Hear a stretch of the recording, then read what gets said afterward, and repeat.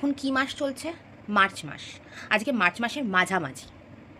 আমার বক্তব্যটা হলো, এখন মার্চ মাসের মাঝামাঝি চলছে, ঠোঁট ফাটছে, স্কিন ফাটছে, এদিকে বাইরে গরমে টেকা যাচ্ছে না। কেন? দাবিটা কি? কালকে একটু রাস্তায় বেরিয়েছিলাম, যতটুকু সময় বাইকে যাচ্ছিলাম মনে হচ্ছিল আমার মাথাটা ফেটে যাবে, এত গরম। আর পা যেখানটা যেখানটা খালি ছিল, পায়ে একটা ক্রক্স পরেছিলাম। এই ক্রক্সের যেটুকু জায়গা ফাঁকা ছিল, ওইটুকু জায়গা যখন আমার গায়ে রোদ পড়ছিল মনে হচ্ছিল সব ফেটে যাচ্ছে, পুড়ে যাচ্ছে। আর আজকে কি হচ্ছে? বাইরে কিন্তু অ্যাজ ইট ইজ গরমই আছে, সেরকমই গরম, কিন্তু আজকে কি হচ্ছে? আমার ঠোঁট ফাটছে। বিগত বেশ কিছুদিন ধরেই ফাটছে, যবে থেকে গরম পড়া স্টার্ট করেছে। শীতকালে কিন্তু ঠোঁট ফাটেনি, ফাটছে এখন। জল খাচ্ছি, লিপ বাম লাগাচ্ছি, সব কিছু করছি, কিছুতেই কিছু হচ্ছে না। আপনাদের হচ্ছে কারোর এরকম? একটু জানাবেন তো যে কী করব, তাহলে পরে গিয়ে এগুলো কমবে।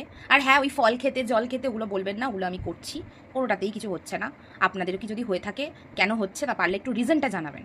সব কি বদলে যাচ্ছে? শীতকালে এখন আর স্কিন টানে না, টানছে গরমকালে, বুঝলেন? ঠোঁট সাদা হয়ে যাচ্ছে, একটু আগে লিপ বাম মাখলাম, ব্যাস আবার তাই। কি বলবো আর? ইচ্ছা করলো আপনাদের সাথে একটুখানি, মানে আপনাদেরকে একটু বলি, তাই একটু বললাম।